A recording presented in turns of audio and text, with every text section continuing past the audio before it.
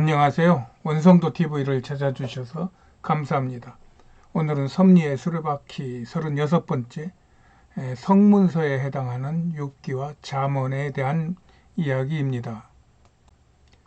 욥기와 잠언은 히브리 성경에서는 성문서에 분류되며 그 장르나 내용이나 저작 시기에서 성경에서 독특한 위치를 차지하고 있습니다. 욥기는 까닭없는 의인의 고난에 대한 당시의 학자들의 대토론이라면 잠언은 고대 이름 없는 선조들의 훈계나 격언 같은 것들의 모음으로 성경 전체의 해석에 영향을 주는 책입니다.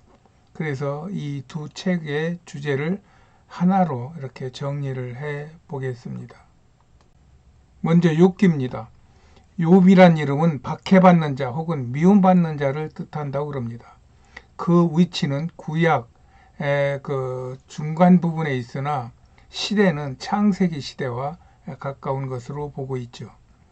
욥기의 주제는 의인에게 일어나는 환난과 고통에 대한 인간의 반응인 것입니다. 욥은 하나님으로부터 세상에서 가장 의로운 자로 나오나 사탄의 괴계로 하나님의 허락하에 환난 속에서 그 의로움을 시험받는 속에서 욥과 그 친구들이 심각하게 변론하는 내용이 대부분입니다. 이 내용이 욥기 전체 42장 중에서 35장이나 차지하고 있는 주제요. 또한 상당히 까다롭고 지루한 그러한 구성입니다. 먼저 욥이 고난당하자 욥을 위로하기 위해 친구 3명이 찾아와서는 욥의 비참한 상태를 보고는 밤낮 7일 동안을 울며 그와 함께 합니다. 그러다가 욥의 친구들은 고난은 죄에 대한 하나님의 형벌인 것 같다면서 욥에게 혹시 네가 자신이 돌아볼 일이 없냐, 하나님 앞에 끌리는 일이 없나, 분명히 있을 것이다. 그거를 돌아보고 생각나면 하나님한테 회개하면은 이 고난이 벗어질 것이다 하는 우리가 알고 있는 일반적인 그런 고난론을 가지고 욥을 위로도 하고 또 깨우치려고 합니다. 그러나 욥은 자신은 고난 받을 일을 전혀 한 적이 없고 친구들에게 적대적으로 반응하며 언쟁이 시작됩니다. 그러면서 욥은 하나님에게도 내 죄가 얼마나 많아서 나를 이렇게 치시는지 알려달라고 떼를 쓰며 주의 진노 좀 거두어 달라고 항변하기도 합니다. 이런 것들을 듣던 젊은 나이에 엘리후가 나서며 욥에게 말합니다. 욥이여, 당신은 하나님보다 더 의로운 듯 행동하고 그렇게 말합니다.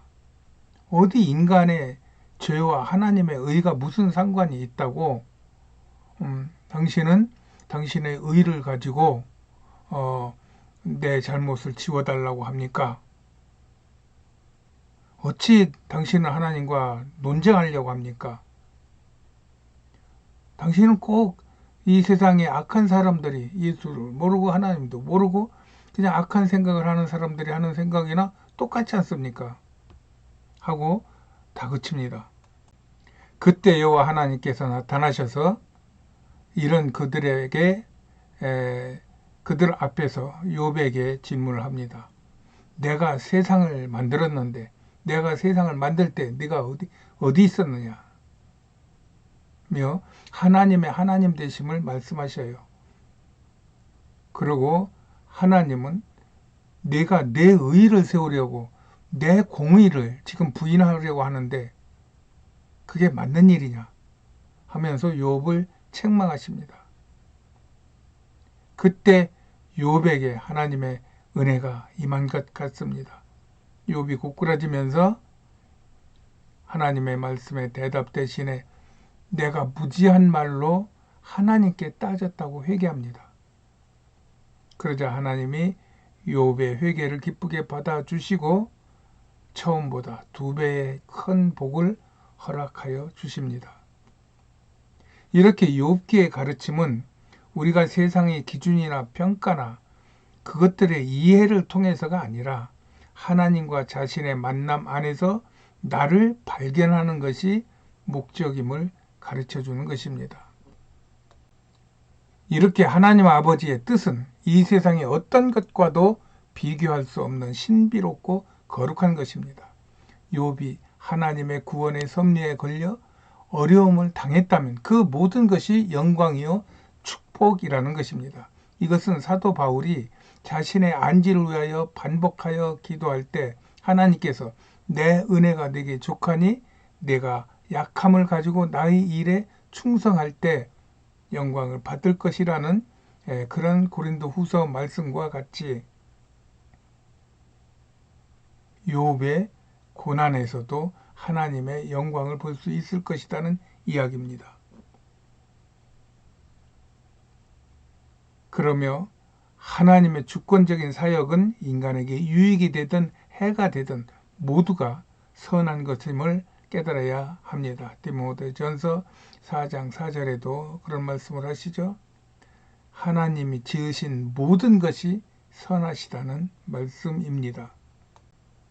욥기는 이렇게 우리 인간이 서로 의로움과 불의를 판단하는 그 현란한 언변이나 세상의 기준이 하나님 앞에서 얼마나 부질없는 일인가를 곰곰이 되씹게 합니다. 이것을 깨닫는 것이 욥의 복이요, 이것이 욥만의 복이 아닌 고난을 겪으면서 삶에서 하나님을 인정하는 모든 하나님의 백성들의 진정한 복이 될 것입니다. 다음에 잠언입니다. 잠언이라는 말은 우리에게 이렇게 확 와닿는 단어가 아니에요. 그런데 이 잠언의 이 잠자가 바늘 잠자라고 하는 말을 이렇게 새겨보면 이해가 좀 더 가요. 바늘 같은 말. 예. 이것은 바늘같이 마음을 찌르는 모습을 연상하면서 잠언이란 말에 실감을 할 수 있을 것 같습니다. 잠언은 사전에서는 가르쳐서 훈계가 되는 말로 우리나라의 격언과 같은 말입니다. 잠언은 시작하면서 솔로몬의 잠언이라는 말이 있고 유다왕 히스기야의 신하들이 편집한 것이라는 내용에서 그 기록 연대를 BC 한 700년 정도로 짐작은 할 수 있어요. 그러나 그 내용은 인류 초기부터 옛 지혜 전성들의 모음으로 인간이 다양한 삶에서 어떻게 살아야 삶의 가치들과 옳은 행동을 할 수 있을 것인지에 대한 가르침을 기록한 거예요. 그리고 잠언의 시작과 끝은 잠언 1장 7절에 여호와를 경외하는 것이 지식의 근본이거늘 미련한 자는 지혜와 훈계를 멸시하느니라 라는 말로 요약할 수 있습니다. 그리고 잠언은 내용과 형식의 구분 없이 그냥 모음집으로 문장의 흐름이나 내용의 연결을 생각할 수는 없어요. 그러나 잠언에 나오는 나 혹은 지혜라는 말은 모두 성령으로 대입해 보면 더 은혜스러울 수가 있습니다. 잠언은 앞에서 말한 대로 우리가 마음에 새기면 그것이 잠언 4장 24절의 말씀처럼 생명의 근원이 되어서 우리가 하나님 안에서 건강하고 잘되는 인생을 살 수 있도록 하는 책입니다. 나는 조영기 목사님의 삼중 축복론, 영혼이 잘되고 범사가 잘되고 간강케 된다는 이런 삼중 축복론도 또 많은 목사님들이 경제와 건강을 잠언과 연결시키는 것도 그런 이유에서라고 생각을 해요. 나도 이 잠언을 불가리아 말로 여러 번 필사를 하며 가까이 했던 적이 있어요. 잠언을 가까이 하여 성경의 교훈을 잘 받아 영혼이 잘되고 범사가 잘되고 건강한 삶을 살아가실 것을 권면합니다. 나는 이 욥기와 잠언 이 두 책들이 그 형식과 그 내용이 서로 뭔가 이 연결되는 데가 많아서 욥기와 잠언을 한 번에 이렇게 언급을 하는 것입니다. 그래서 나는 이 두 책은 기독교 성경에서는 시가서로 분류하고 히브리 성경에서는 성문서로 분류되나 나는 그냥 성경의 부록과 같이 생각하고 있어요. 특히 잠언과 이 욥기를 합권하여 한 권의 책으로 만든다면 욥기 42장 6절에 욥의 회개 뒤에 잠언을 넣으면 연결시키면 하나님의 진정한 구원을 받은 자의 축복을 생각하게 할 수 있고 그 뒤에 그 지식과 그 지혜, 하나님의 축복을 알고 또 하나님께서 행하시는 무슨 뜻을 알고 그것에 합당하게 생활을 하고 잘못된 것을 회개하여 하나님의 구원을 이루는 그러한 축복의 논리로 욥기가 마무리되었으면 하는 생각도 해보기도 합니다. 이건 그냥 제 생각입니다.